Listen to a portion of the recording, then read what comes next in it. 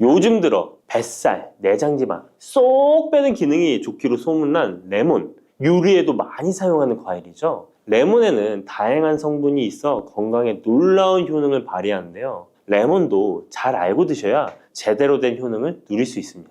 잘못 드시면 오히려 몸에 독이 되는 경우도 많이 있거든요. 영상을 통해 레몬에 어떤 효능이 있는지, 어떻게 먹어야 되는지, 함께 먹으면 보약이 되는 음식에는 어떤 것이 있는지, 그리고 레몬 드실 때 주의할 점까지 레몬에 대한 모든 것 알려드릴게요. 레몬은 다이어트뿐만 아니라 당뇨 예방과 관리에도 아주 탁월한 효능이 있습니다. 최근 연구 결과에서 레몬에 들어있는 비타민C와 풍부한 식이섬유, 각종 무기질과 구연산이 혈당 조절에 효과가 있어 당뇨 예방에 도움이 될 수 있고 지방을 분해해주는 효능이 있어 다이어트에도 도움이 된다고 발표했습니다. 또한 레몬은 독소를 배출해주는 효능이 있어 우리 몸의 신진대사를 원활하게 해줘 몸 안에 칼로리를 소모하는데 도움이 되고, 이는 몸의 붓기를 빼고 체중을 줄이는데 도움이 될 수 있습니다. 그럼 레몬의 효능에 대해 좀 더 자세히 알려드릴게요. 12주 동안 진행된 연구에서 고지방 식단에다가 레몬 껍질에 함유된 페놀을 함께 섭취한 설치류는 고지방 식단만 섭취한 설치류보다 체중이 감소했다는 것을 발표했습니다. 또한 체질량 지수가 높은 한국 여성을 대상으로 한 실험에서 레몬 다이어트를 시행한 결과 그렇지 않은 사람들에 비해 체중과 허리둘레가 줄어들었을 뿐만 아니라 인슐린 저항성까지 좋아진 결과를 볼 수 있었고요. 레몬 껍질은 이런 독소를 배출하는 효능뿐만 아니라 변비를 해결하는 데에도 탁월한 효과가 있습니다.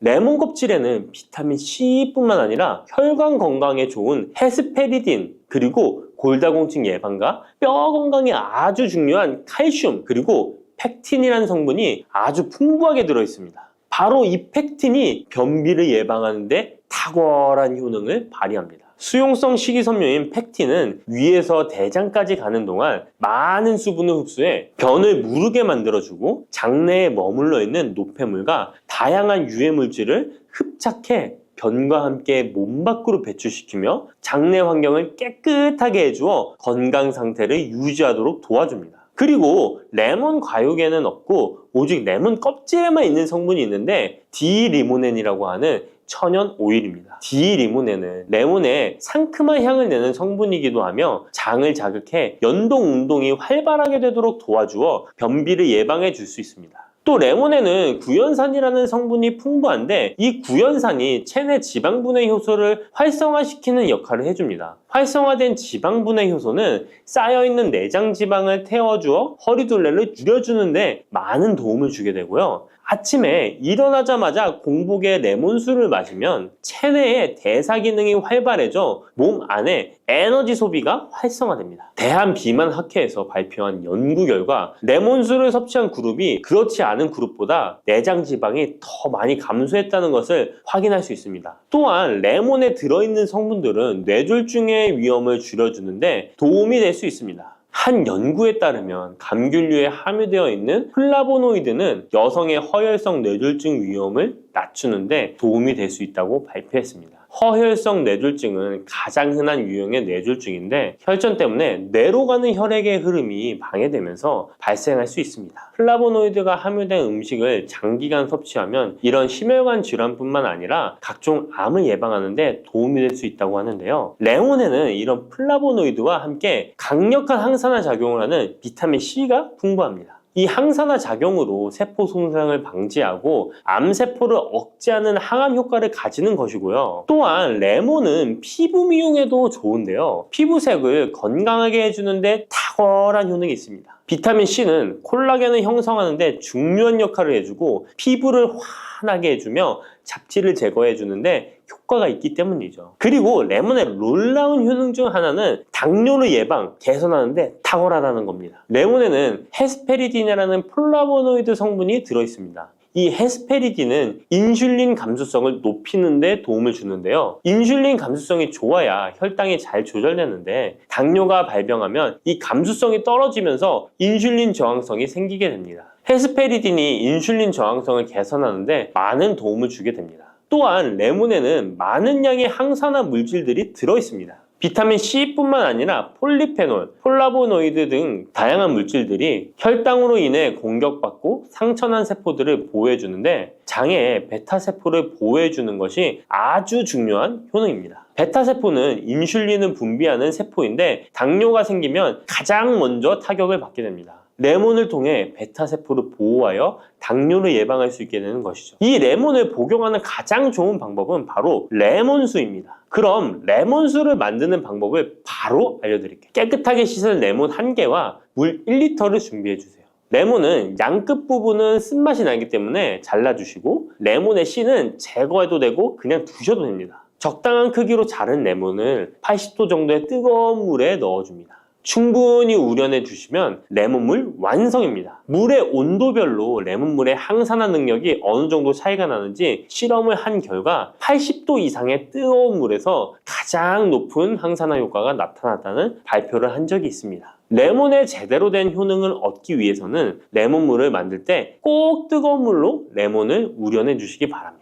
레몬물은 실온에서 어느 정도 식힌 후 미지근해졌을 때 마시면 됩니다. 레몬의 산미가 강해 드시기 힘드신 분들은 물을 충분히 더 희석하여 드시다가 적응이 되면 물의 양을 줄이시면 됩니다. 이런 레몬수를 만들어 드실 때 주의할 점이 있는데요. 첫 번째는 반드시 충분한 양의 레몬을 넣어야 한다는 것입니다. 레몬수를 만들 때 레몬 자른 것 몇 조각을 넣어 드시는 경우가 있는데 이 정도는 충분하지 않습니다. 물 1리터에 레몬 1개 정도 우려서 드셔야 레몬의 효과를 볼 수 있습니다. 두 번째는 설탕을 넣으면 안 된다는 것입니다. 레몬의 신맛이 강해 먹기 힘든 분들이 종종 설탕을 넣어 드시는데 그렇게 하시면 오히려 우리 몸에 독이 됩니다. 레몬수의 맛을 위해 설탕을 넣다 보면 설탕을 과하게 드실 수 있기 때문에 넣지 않는 것이 좋습니다. 그리고 세 번째는 레몬을 세척할 때 깨끗하게 하셔야 되는데요. 깨끗하게 세척한다고 식초, 베이킹소다를 많이 사용하시잖아요. 하버드 대학 연구 결과가 있는데요. 레몬은 물에 2분 정도 담가 두었다가 흐르는 물에 잘 씻어주면 농약은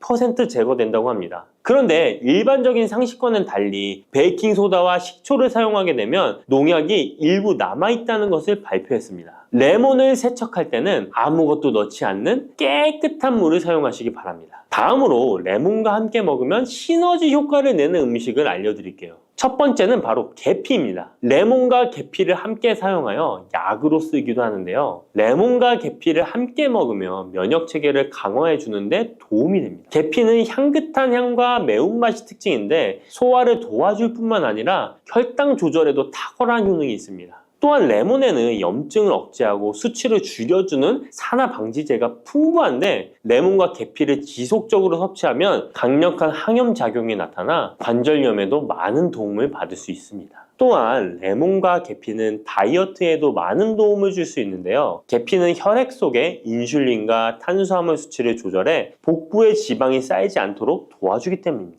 그리고 레몬은 고구마와 함께 드셔도 좋은데요. 고구마는 베타카로틴, 비타민C, 식이섬유 등이 풍부하게 함유되어 있어 염증을 감소시키고 안구세포를 보호하는 효과가 있는데요. 항산화제인 베타카로틴이 매우 풍부해서 안구 건조증의 위험을 줄이고 눈 건강에 많은 도움을 줄 수 있습니다. 레몬도 비타민C와 다양한 항산화 물질을 함유하고 있어 함께 섭취하면 항산화 효과를 더욱 높일 수가 있겠습니다. 미역과 이것 함께 드시면 당뇨가 사라지고 치매가 예방됩니다. 평소 무심코 한 이 행동 때문에 암과 치매에 걸릴 수 있습니다. 미역에는 풍부한 영양 성분이 있어 당뇨 예방, 골다공증, 심혈관 질환 예방, 암 예방 등 다양한 효능을 갖고 있기도 하죠. 그렇다면 미역은 어떻게 먹어야 암과 치매에 안 걸리고 우리 몸을 건강하게 만드는 보약이 될 수 있을까요? 미역국 끓일 때 고소한 들기름에 미역을 달달 볶아서 끓여 먹으면 정말 맛있잖아요. 그런데 절대로 미역을 볶을 때 들기름을 넣고 조리하시면 안 됩니다. 들기름은 오메가3 지방산과 혈관의 콜레스테롤을 제거하고 노폐물을 배출하여 혈관을 건강하게 해줍니다. 또한 동맥경화를 방지하여 심혈관 질환을 예방하고 뇌신경을 활발하게 하여 치매 예방에도 좋은 효능이 있습니다. 그런데 들기름은 다른 점이 낮아 열을 가하게 되면 산패가 되어 좋은 성분은 없어지고 1급 발암물질인 벤조피렌이 생성됩니다. 벤조피렌은 암을 발생시킬 뿐만 아니라 뇌 분비계의 장애를 일으키고 뇌 건강에 악영향을 주는 정말 위험한 물질입니다. 건강에 좋은 줄 알고 넣은 들기름 때문에 오히려 건강을 해치는 독을 먹는 상황이 되는 거죠. 들기름은 미역국을 다 끓인 다음에 마지막에 한 스푼 넣어 드시면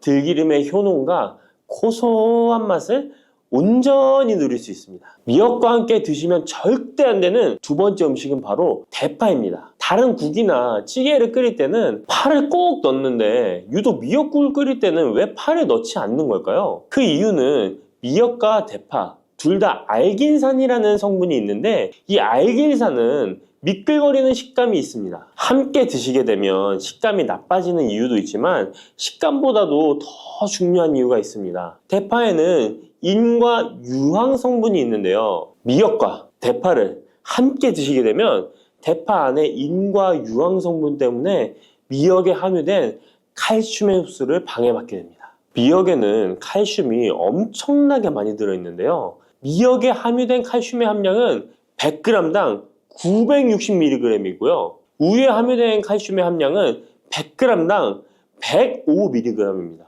우유보다 9배 정도나 더 많다는 것이죠. 성인 기준 하루 칼슘의 권장 섭취량이 600mg에서 700mg 정도인데요. 미역국을 한 그릇만 드셔도 충분히 섭취하실 수 있는 양입니다. 우유를 소화 못 시키는 분들이 칼슘을 섭취하기 위해서는 미역이 정말 좋은 식품이 되는 거죠. 이렇게 많은 칼슘은 우리 몸의 뼈를 튼튼하게 해주고 골다공증 예방에 도움을 주는데요. 이 골다공증 예방은 50대 이후의 여성분들에게는 정말 중요한 효능입니다. 골다공증으로 인해 골반뼈가 골절이 될 경우에 65세 이상은 30%가 1년 내에 사망하고 80세 이상은 50%가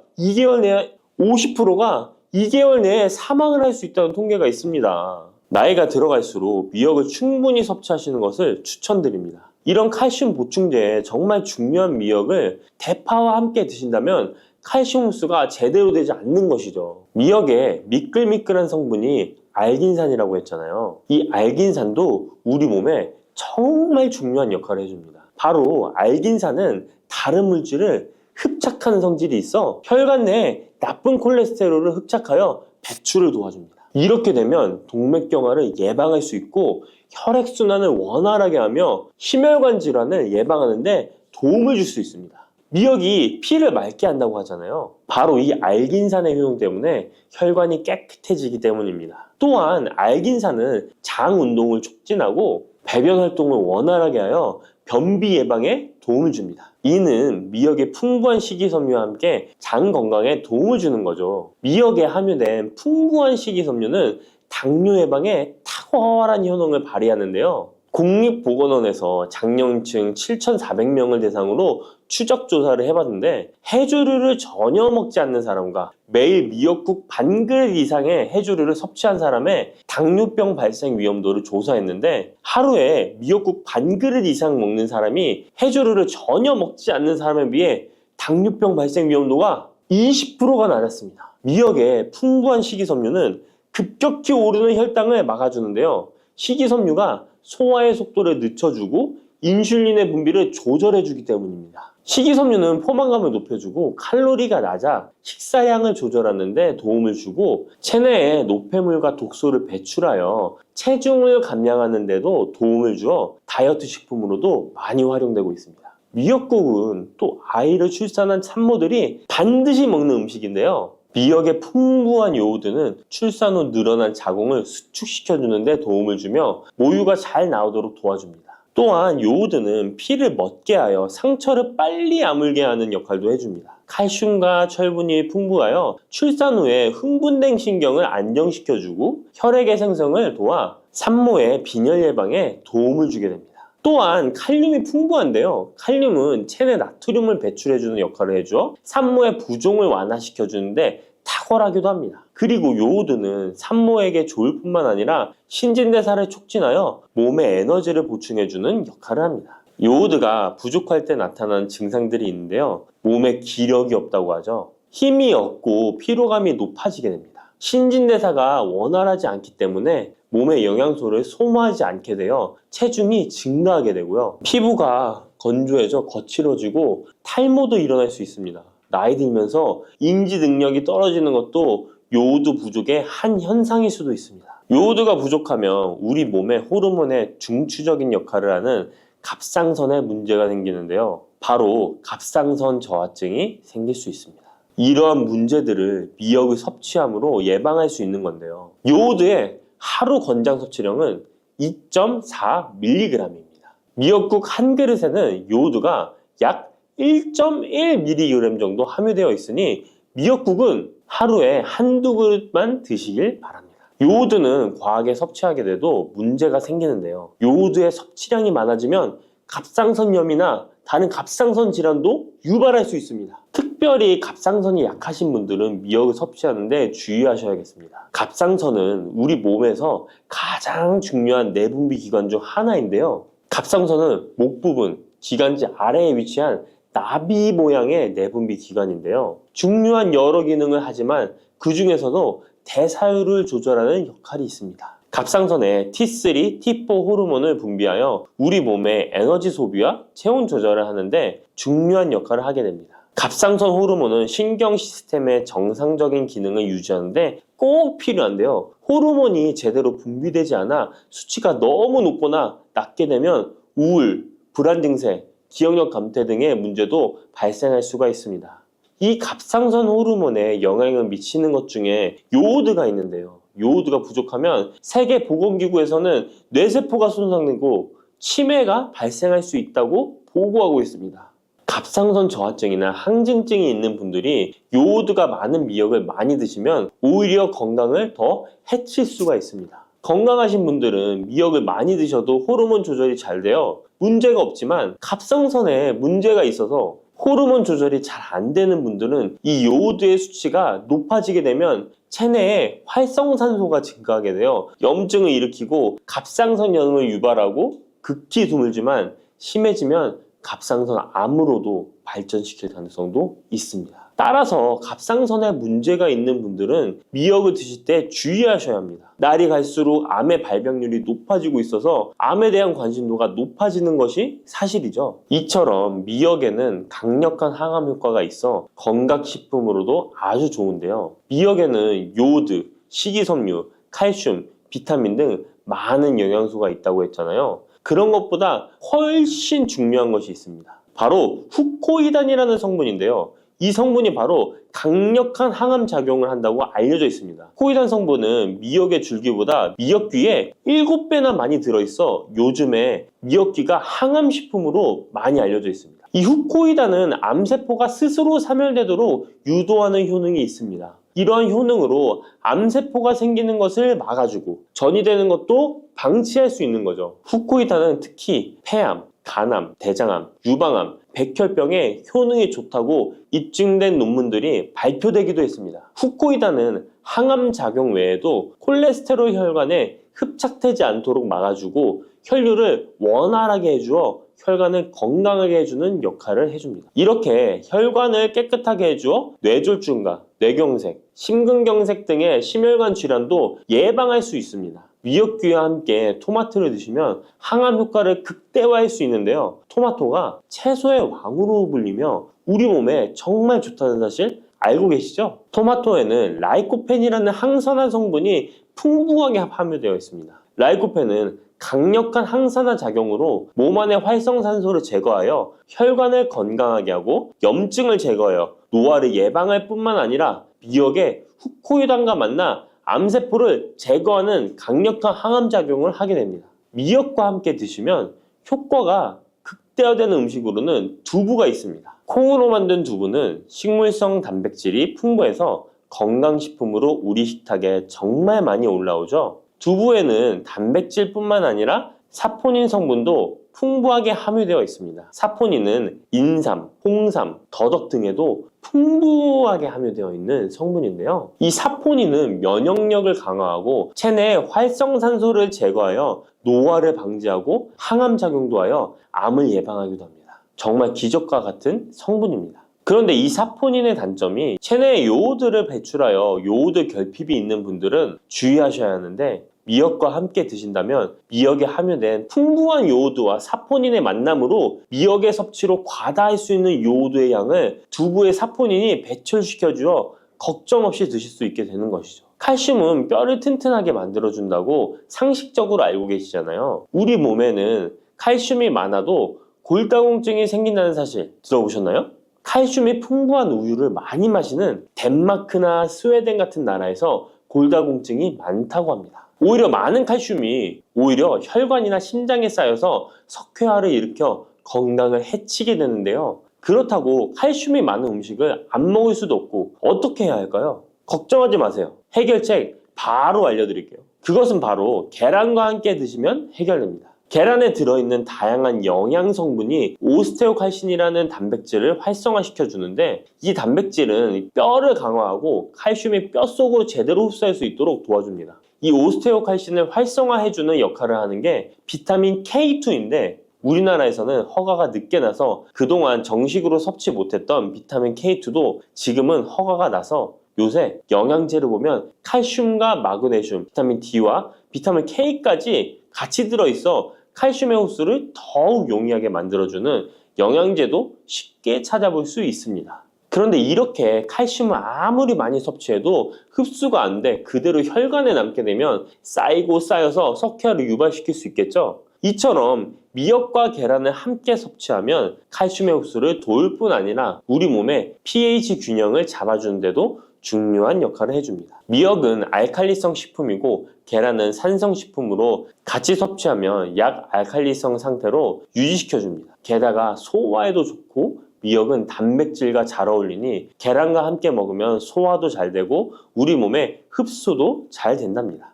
뿌리, 줄기, 이파리까지 버릴 것 없는 대파는 정말 다양한 조리법도 있는데요. 피를 맑게 하고 내장 지방을 없애주며 장 건강에도 좋은 풍부한 영양소들도 함유되어 있어 반드시 먹어야 하는 채소 중 하나입니다. 이런 대파도 함께 먹으면 보약이 되는 음식이 있고 또 독이 될 수 있는 음식도 있습니다. 그리고 먹는 방법에 따라 효능도 다르다고 하니 다양한 방법으로 드시는 것을 추천해 드리고요. 그럼 지금부터 대파의 효능과 함께 먹으면 보약이 되는 음식 3가지와 독이 되는 음식 2가지까지 알려드리겠습니다. 그리고 대파의 특급 레시피 4가지와 대파 보관법까지 대파의 모든 것 알려드릴게요. 우리나라에서는 통일신라 때부터 재배를 했다고 알려져 있습니다. 그만큼 오랫동안 재배하고 식탁에 올라온 채소인데요. 대파 특유의 향이 다른 식재료의 잡냄새를 제거하는데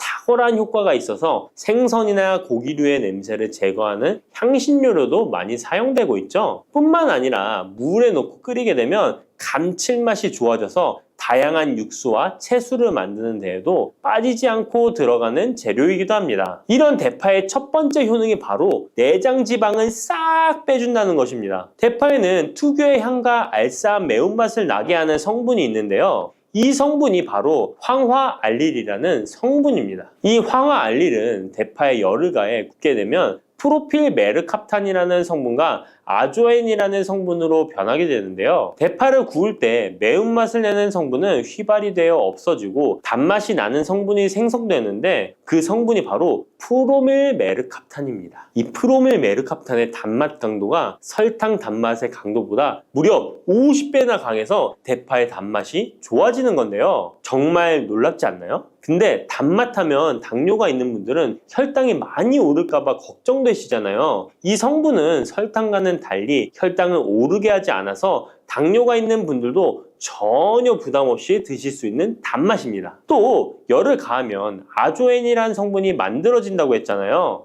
바로 이 성분이 우리 몸을 회복시키는 효능이 있는데요. 어떻게 우리 몸을 회복시킬까요? 그것은 바로 혈관을 깨끗하게 해주기 때문입니다. 아조엔의 별명이 바로 혈관 청소부인데요. 혈관에 나쁜 콜레스테롤을 제거하고 혈액이 뭉치는 혈전 생성을 방지해줍니다. 혈관도 확장해줘서 혈액순환을 원활하게 해주는 역할도 해준답니다. 이런 효능으로 신진대사를 원활하게 해주고 동맥경화, 고지혈증, 고혈압 등의 심혈관 질환을 예방하는 데에도 도움을 줄 수 있습니다. 뿐만 아니라 내장 지방을 분해해 몸 밖으로 배출시켜주는 효능이 있어서 건강뿐만 아니라 다이어트에까지 도움을 주는데요. 최근에는 다이어트 식품으로도 많이 활용되고 있습니다. 그리고 대파의 녹색 부분에는 베타카로틴이 풍부한데요. 이 성분이 바로 강력한 항산화 물질입니다. 이 베타카로틴은 우리 몸속의 활성산소를 제거하여 노화를 방지해주고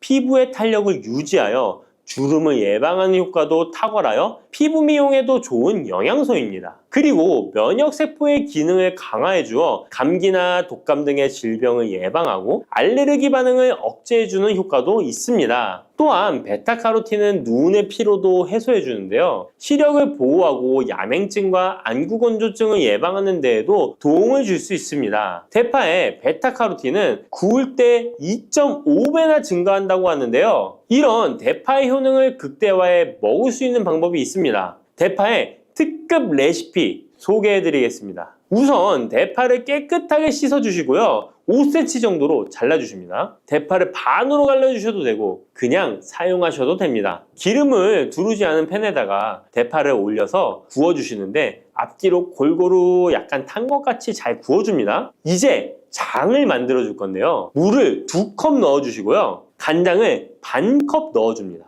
그리고 고춧가루와 참기름을 1스푼씩 넣어줍니다. 이렇게 넣고 한번 끓여주시고 다 끓고 나면 식초를 반 스푼 넣어주시면 됩니다. 이렇게 만들어진 양념장을 구운 파를 넣은 그릇에 붓고 하루 정도 숙성시켜 드시면 됩니다. 물론 바로 드셔도 되지만 숙성시켜 드시면 더욱 맛있는 대파 요리를 드실 수 있습니다. 그리고 대파에서 대파의 뿌리는 특히 채소와 육수를 만들 때 많이 사용하는데요. 대파의 뿌리에는 알리신이라는 성분이 풍부하게 함유되어 있습니다. 이 알리신은 우리 몸을 따뜻하게 해주고 열을 올려주는 역할을 하고 혈액순환을 원활하게 해줘서 신경을 안정화시켜주기도 하는데요. 이렇게 신경을 안정시켜주는 효능으로 불면증도 완화해주어 잘 때 머리맡에 두고 주무시는 분들도 계십니다. 그리고 알리신은 몸에 열을 내주는 효능으로 기침 감기와 가래를 완화시켜주는 데 도움을 주며 항균, 항암 효과도 있어서 각종 바이러스와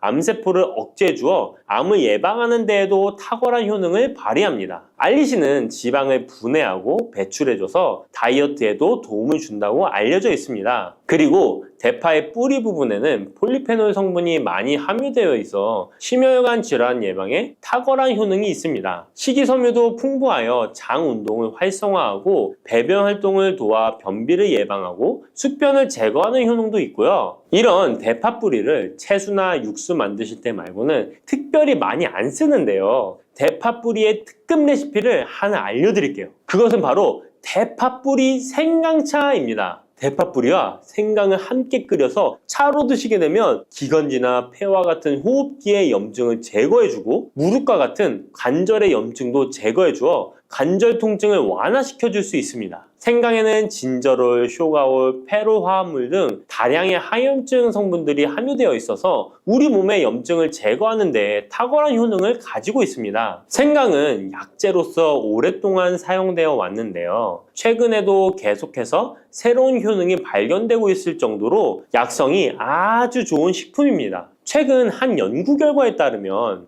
생강에는 소염 진통제로 많이 사용되는 이부프로펜과 비슷한 항염증 효과가 있고 류마티스 관절염을 완화시키는 데에도 효과가 있는 것으로 밝혀졌습니다. 그럼 지금부터 대파뿌리 생강차 만드는 방법을 알려드리겠습니다. 먼저 생강을 물에 넣고 끓여주시고요. 처음에는 강불로 해주시고 끓기 시작하면 중불로 줄여서 20분 정도 더 끓여줍니다. 그 후에 대파뿌리도 넣고 3분 정도 더 끓여주시면 됩니다. 이렇게 끓인 물에서 생강과 대파뿌리는 건져주시고 따뜻할 때 드시거나 냉장고에 넣고 시원하게 드셔도 됩니다. 이렇게 대파뿌리와 생강을 함께 끓여 차로 드시면 효과를 극대화할 수 있는데요. 다만 평소에 소화가 잘 안 되시고 위가 약하신 분들은 이렇게 끓인 대파뿌리 생강차에 물을 섞어서 연하게 드시는 것을 추천해 드립니다. 이렇게 해서 하루에 1번, 2번 꾸준히 드신다면 감기 걱정도 없고 염증을 완화시켜 관절염으로 인한 통증도 줄일 수가 있을 거예요. 그리고 대파와 함께 드시면 보약이 되는 식품에는 무도 있습니다. 무를 말려서 무말랭이로 드시면 무의 좋은 성분들을 농축하여 드실 수 있다고 하는데요. 간단하게 다시 한번 알려드리자면 무를 드시면 기침과 가래를 멈추게 해주는 효능이 있고 소화를 잘 되게 해주며 혈관을 깨끗하게 해줘서 심혈관 질환에도 도움을 줄 수 있습니다. 또한 칼슘의 함량이 높아서 골다공증을 예방하고 뼈를 튼튼하게 만들어주죠. 그리고 해독작용도 뛰어나고 혈당을 조절해줘서 당뇨를 예방하는 데에도 도움을 줄 수 있습니다. 이렇게 좋은 물을 대파와 함께 드시면 그 효능이 극대화될 수 있는데요. 특히 혈액을 깨끗하게 해줘서 심혈관 질환을 예방하며 당뇨 또한 예방해 줄 수 있을 뿐만 아니라 당뇨 합병증을 완화시켜 주는 데에도 탁월한 도움을 받을 수 있습니다. 대파를 넣은 무말랭이 무침을 만들어 드시면 오독오독한 무말랭이 식감도 좋고 입맛도 돌게 하는 반찬으로도 정말 좋으니까 꼭 대파 무말랭이 무침도 만들어서 드셔보시길 바랍니다. 대파와 함께 드시면 보약이 되는 음식 세 번째는 바로 두부입니다.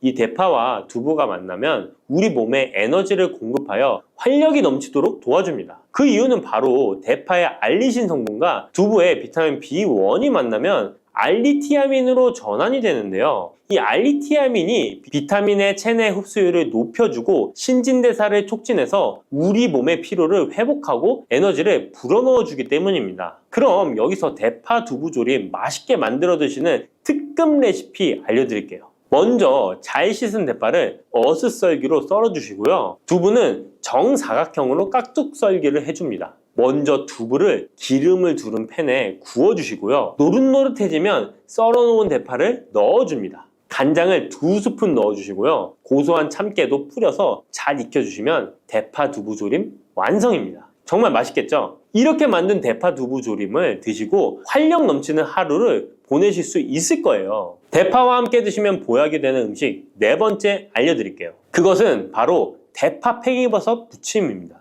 이 팽이버섯은 버섯 중에서도 버섯 키토산의 성분이 가장 많이 함유되어 있을 뿐만 아니라 식이섬유가 정말 풍부하게 함유되어 있는데요. 버섯 키토산은 혈액 속의 지방을 분해하고 콜레스테롤을 제거해 고혈압, 동맥경화, 심장병 같은 심혈관 질환을 예방할 뿐만 아니라 체내 지방을 흡착하여 배출시켜 주어 내장 지방을 줄여주는 데에도 탁월한 효능이 있습니다. 또한 체내의 중금속의 배출을 돕고 간 건강을 돕는 효능도 있다고 알려져 있고요. 그리고 풍부한 식이섬유가 배변 활동을 도와서 숙변을 제거하는 데에도 큰 도움을 줍니다. 하지만 이 팽이버섯의 세포벽은 단단하기 때문에 그냥 드시게 되면 좋은 성분을 흡수하기가 힘든데요. 열을 가하게 되면 세포벽이 깨지면서 영양 성분의 흡수율을 높일 수 있습니다. 이런 팽이버섯과 대파를 함께 드시게 되면 내장 지방을 제거하고 혈관을 깨끗하게 하는데 탁월한 음식이 되는데요. 먼저 팽이버섯의 밑둥은 잘라버리시고요. 팽이버섯을 적당한 크기로 잘 썰어줍니다. 그리고 흐르는 물에 잘 씻어줍니다. 그리고 대파는 어슷썰기로 잘게 썰어주시고요. 적당한 용기에 계란을 풀어주세요. 팽이버섯과 대파를 넣어서 잘 섞어주고 소금 한 꼬집을 넣어 간을 해줍니다. 이제 잘 달궈진 팬에 기름을 두르고 붙여주시면 됩니다. 정말 쉽죠? 그런데 이렇게 좋은 대파도 함께 드시면 안 되는 음식이 있습니다. 대파와 함께 드시면 안 되는 음식 첫 번째는 바로 꿀입니다. 대파와 꿀은 두 가지 다 몸에 열을 올려주는 효능이 있습니다. 한의학에서는 대파와 꿀을 함께 먹으면 위장에 탈이 나고 더부룩한 현상이 나타날 수 있다고 하는데요. 대파와 꿀을 함께 먹으면 위에서 소화액 분비를 억제하여 소화불량을 유발할 수 있기 때문인데요. 또한 꿀은 알레르기 반응을 일으킬 수 있는데 대파와 함께 먹으면 알레르기 반응이 더 악화될 수 있다는 것을 알아두시면 좋고요. 꼭 기억하셔서 대파와 꿀은 함께 드시지 않기를 추천합니다. 또 대파와 함께 드시면 안 되는 음식은 미역입니다. 미역과 대파 둘 다 알긴산이라는 성분이 있는데 이 알긴산은 미끌거리는 식감이 있습니다. 함께 드시게 되면 식감이 안 좋은 이유도 있지만 식감보다도 더 중요한 이유가 있습니다. 왜냐하면 파에는 인과 유황 성분이 있기 때문인데요. 미역과 파를 함께 드시게 되면 파의 인과 유황 성분이 미역에 함유된 칼슘의 흡수를 방해하게 됩니다. 미역에는 칼슘 함량이 높아서 골다공증 예방에 좋은 효능이 있는데 이 효과를 떨어뜨리게 되는 것이고요. 미역국을 끓일 때 대파로 채수를 내어 시원한 미역국을 끓여 드시는 분들이 계신데 절대 미역국을 끓일 때 대파는 사용하지 않으셔야 합니다. 자, 다음으로는 대파 보관하는 법을 알려드릴게요. 대파를 한 단 사면 양이 많아 한 번에 드시지 못하는 경우가 많은데요. 대파를 보관하실 때는 씻지 않고 흙이 묻은 채 보관하는 것이 좋지만 사용하기 불편하기 때문에 씻어서 보관하는 방법 알려드릴게요.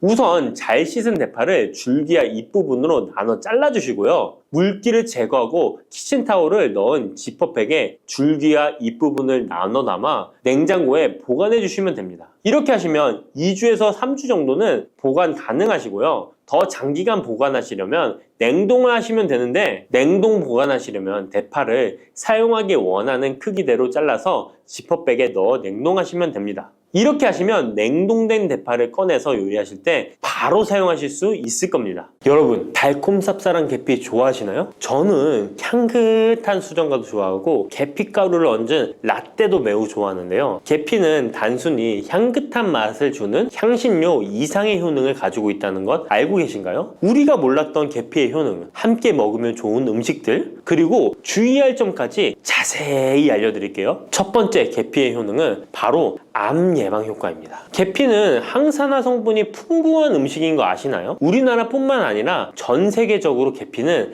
많은 사랑을 받고 있는데요. 향이 좋을 뿐만 아니라 계피의 효능 또한 뛰어나기 때문입니다. 계피에는 항산화 물질이 함유되어 있는데요. 이런 항산화 물질은 우리 몸의 세포가 노화되거나 손상되는 것을 막아주는 역할을 합니다. 특히 계피에 들어있는 시나믹 알데하이드라는 성분이 강력한 항암 효과를 가지고 있어 암세포의 성장을 억제하는 효과가 있는 것이죠. 연구에 따르면 계피는 특히 대장암이나 간암 예방에 효과적일 수 있다고 하는데요. 계피에는 항산화 물질인 폴리페놀이 풍부하게 함유되어 자유라디칼이라고 불리는 유해한 분자로부터 세포를 보호하는 역할을 합니다. 자유라디칼은 암 예방과 관련된 DNA 손상을 일으킬 수 있으므로 항산화 작용을 통해 암 예방에 도움을 줄 수 있습니다. 꾸준히 섭취하면 암 예방에 큰 도움이 될 수 있겠죠? 계피의 놀라운 효능 두 번째는 탁월한 콜레스테롤 관리입니다. 계피는 콜레스테롤 수치 조절에도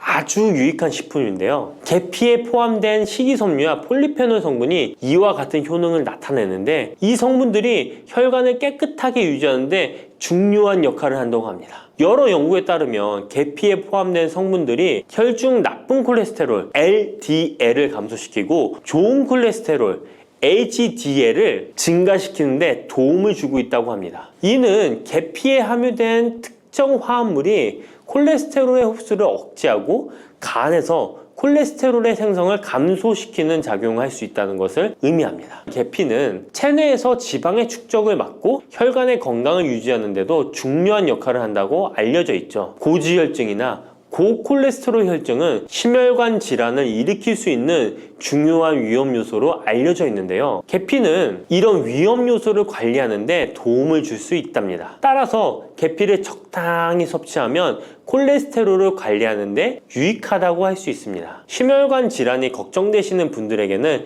정말 좋은 식품이죠. 세 번째, 계피의 아주 놀라운 효능은 바로 당뇨병 예방입니다. 당뇨병은 많은 분들이 고통받고 있는 질병이죠. 주위에 당뇨병 때문에 혈당 관리하시는 분들 자주 볼 수 있는데요. 그런데 계피가 당뇨병 관리에 큰 도움이 된다고 하니 놀랍지 않나요? 계피에 함유된 크로모라는 성분이 인슐린 민감성을 높여주어 혈당 수치를 안정시키는데 도움을 줄 수 있다고 하는데요. 연구에 따르면 계피를 꾸준히 섭취한 사람들은 식후 혈당이 급격하게 상승하는 것을 막을 수 있다고 합니다. 또한 계피에 포함된 시네믹 알데하이드 성분이 인슐린 민감도를 높여주고 혈당 수치를 안정시키는데 도움을 준다고 알려져 있죠. 이 성분이 인슐린이 더 잘 작용하도록 돕기 때문에 혈당을 효과적으로 조절하는데 도움을 주는 역할을 할 수 있습니다. 우리나라보다 더 계피를 좋아하는 인도에서 계피 섭취와 대사증후군에 관련한 실험이 진행되었는데요. 인도 델리 학교에서 진행한 실험 연구에 따르면 대사증후군이 있는 116명을 두 그룹으로 나눈 뒤 16주 간 한 그룹은 계피 추출물을 섭취하고 다른 한 그룹은 계피가루가 들어있다고 속인 가짜 약을 섭취하게 했는데요. 16주 뒤 확인했더니 계피 추출물을 먹은 그룹은 가짜 약을 먹은 그룹에 비해 대사증후군에 악영향을 주는 체중, 혈당, 콜레스테롤 등의 수치가 개선되었다고 합니다. 참으로 놀랍죠. 물론 계피를 꾸준히 섭취하는 것만으로도 당뇨병을 완전히 예방할 수 있는 것은 아니지만 식이요법에 포함시킬 수 있는 좋은 재료라는 점은 분명합니다. 네 번째,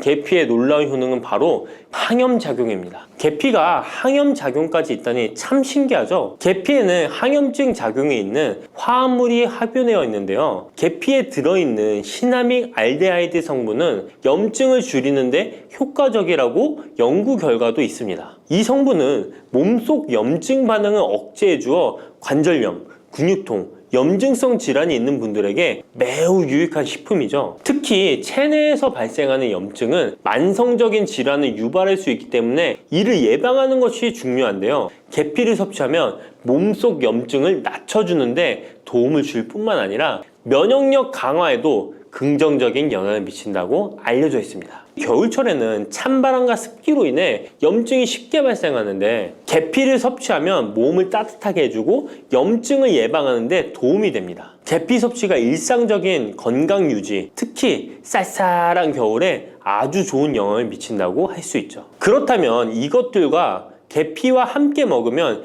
계피의 효능이 2배가 된다는데요. 계피와 함께 먹으면 더 좋은 음식은 무엇일까요? 바로 알려드릴게요. 계피와 함께 먹으면 좋은 음식, 첫 번째는 요거트입니다. 계피를 요거트와 함께 먹으면 정말 맛있고 건강에도 좋다는 거 아시는 분 있나요? 혹시 그릭 요거트나 프로바이오틱스 같은 단어들 들어보셨죠? 요거트에는 단백질, 칼슘, 프로바이오틱스 등의 영양소가 풍부하게 함유되어 있는데요. 요거트는 발효식품으로 몸에 좋은 프로바이오틱스가 풍부해서 장 건강에 도움을 주는데 계피와 요거트를 함께 섭취하면 서로 시너지 효과를 낼 수 있습니다. 그리고 계피의 항염작용과 혈당 안정 효과가 더해져서 건강을 더욱 향상시킬 수 있죠. 요거트에 계피를 넣으면 소화 기능을 개선하고 특히 요거트에 계피를 넣으면 체내 지방을 태우는데 도움이 되는 효과가 있어 요거트와 계피를 함께 섭취하면 소화를 돋고 체중 관리에도 매우 좋습니다. 그게 다가 아니죠. 계피의 매콤달콤한 향이 요거트와 잘 어울려 맛있게 즐길 수 있습니다. 요거트를 자주 드시는 분들은 꼭 한번 계피를 뿌려서 드셔보세요. 샐러드 드실 때 드레싱으로 요거트를 사용한 뒤 그 위에 계피가루 톡톡 뿌려서 드시는 것도 아주 좋은 계피와 요거트 활용법입니다. 계피와 찰떡궁합인 식품 두 번째는 사과입니다. 계피와 사과는 정말 잘 어울리는 조합인 거 아시나요? 사과에는 비타민C와 식이섬유, 항산화 성분이 풍부해서 면역력 강화와 소화에 도움을 주는 과일인데요. 계피는 당뇨병 예방과 관리에 도움을 주며 혈당 조절에 효과적인데요. 계피와 사과를 함께 먹으면 두 가지 재료의 장점이 더해져 더욱 효과적인 건강 관리가 가능하다는 것이에요. 그리고 이 두 가지가 만나면 체중 관리에도 큰 도움이 된다니 같이 안 먹을 이유가 없겠죠. 맛 또한 더욱 좋아지는데요. 계피는 사과의 달콤한 맛을 더욱 풍부하게 만들어주는데 서양에서는 디저트로 사과파이에 계피가루를 얹어 향긋하게 즐기는 게 유명하죠. 같이 섭취할 때는 사과에 계피를 뿌려서 간단히 먹거나 사과를 얇게 썰어 계피를 뿌려 먹으면 더욱 맛있고 건강한 간식이 될 수 있다는 것 기억해 주세요. 세 번째, 계피와 먹으면 좋은 음식은 바로 커피입니다. 계피와 커피는 정말 좋은 궁합을 자랑한다는 거 아셨나요? 커피는 카페인 덕분에 활력을 주는 음료인데요. 커피의 쓴맛이 사람마다 호불호가 갈릴 수 있습니다. 그런데 계피를 커피에 넣으면 그 쓴맛이 부드럽게 변화하면서 더 풍부하고 깊은 맛을 느낄 수 있는데요. 계피가 커피의 쓴맛을 부드럽게 감싸주기 때문에 커피를 마시는 동안에 입안에 더 부드러운 느낌을 주게 되는 것이죠. 계피는 항염증 효과와 항산화 효과가 뛰어나서 커피와 함께 마시면 건강 효과도 한층 더 올라가는데요. 커피 자체에도 많은 항산화 물질이 포함되어 있는데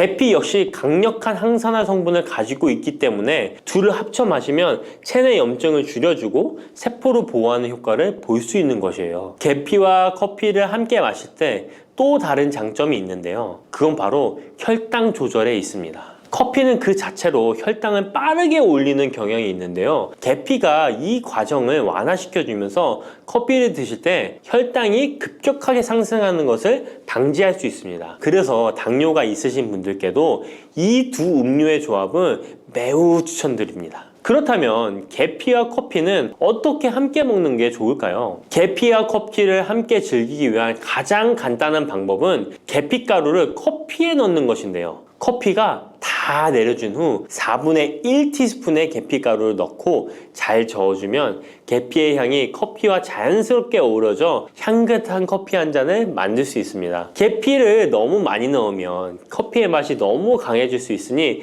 적당량을 넣어주는 것 잊지 마세요. 또한 계피 스틱을 사용해 커피를 우려내는 방법도 있는데요. 커피를 내린 후에 계피 스틱을 커피에 넣고 몇 분간 우려내면 계피의 향이 은은하게 배어들어 훨씬 더 맛있고 건강한 커피를 즐길 수 있습니다. 계피 스틱을 사용하면 시각적으로도 멋진 효과를 줄 수 있기 때문에 커피를 더욱 고급스럽고 멋스럽게 즐기고 싶다면 계피와 커피 꼭 한번 같이 우려보세요. 계피와 찰떡궁합 꿀조합을 알려드렸다면 이번에는 계피와 함께 먹으면 몸에 해가 되는 음식이 있다는 것을 알고 계신가요? 그것은 바로 귤이나 자몽, 레몬 같은 시트러스 계열의 과일인데요. 계피와 시트러스 계열 과일을 함께 먹으면 안 되는 이유 바로 알려드릴게요. 많은 분들이 시트러스 계열 과일, 예를 들어 오렌지나 레몬을 좋아하시는데요. 이 과일들은 비타민C가 풍부하고 상큼한 맛이 참 일품이죠. 하지만 계피와 시트러스 과일을 함께 먹을 때는 주의가 필요한데요. 계피의 주요 성분 중 하나인 시나몰은 계피가 가진 가장 독특한 향을 만들어내는 성분. 계피의 주요 성분 중 하나인 시나몰은 계피가 가진 독특한 향을 만들어내는 성분인데 이 시나몰이 시트러스 계열 과일의 산성 성분과 결합하면 위에서 소화가 잘 되지 않거나 불편한 증상을 유발할 수 있습니다. 특히 속쓰림이나 위경련이 일어날 수 있는데요. 이는 계피와 시트러스 과일이 소화 효소의 분비를 방해하고 서로 반응하면서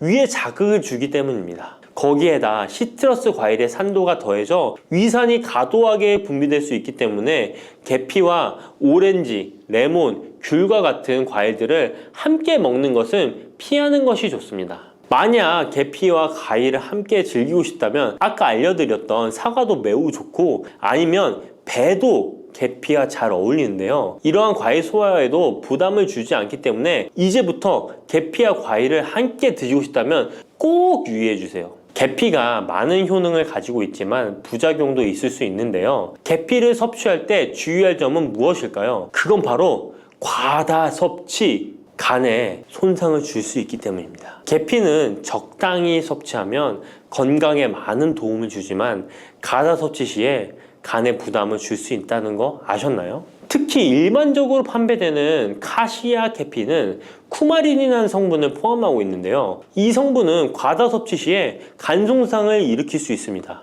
쿠마린은 간 독성을 일으킬 수 있는 물질로 알려져 있기 때문에 계피를 과다하게 섭취하는 것은 최대한 피하는 것이 좋겠죠? 여기서 우리가 주로 섭취하는 계피가 카시아 계피인지 세이론 계피인지 헷갈리시는 분도 있으실 거예요. 둘의 차이점을 알려드릴게요. 일반 계피는 주로 카시아 계피인데요. 카시아 계피는 중국, 인도, 베트남 등의 아시아 지역에서 많이 재배됩니다. 이 계피는 맛이 더 강하고 매운맛이 나면서 향도 좀 더 진하죠. 가격도 비교적 저렴해서 국내 유통되는 계피는 대부분 이 카시아 계피입니다. 세이론 계피는 주로 스리랑카, 인도의 일부 지역에서 자주 자생하는데요. 이 세이론 계피는 쿠마린의 함량이 매우 적답니다. 그래서 세이론 계피는 일반 계피보다 상대적으로 많이 섭취해도 건강에 부담이 적다는 것이죠. 세이론 계피는 향도 더 섬세하고 가벼운 느낌을 준다는 건데요. 세이론 계피는 더 희귀하고 가격이 비싸고 고급 계피로 취급되며 주로 건강식품이나 고급 요리에 사용됩니다. 앞서 말했듯이 우리가 쉽게 구할 수 있는 계피는 카시아 계피인데요. 그래서 섭취할 때는 보통 하루에 1에서 2g 정도 섭취하는 것이 안전한 양으로 권장되고 있고, 과다 섭취로 계피의 부작용을 경험하고 싶지 않으시다면 계피를 섭취할 때는 적당량을 지키는 것이 중요합니다. 꼭 기억해 주세요.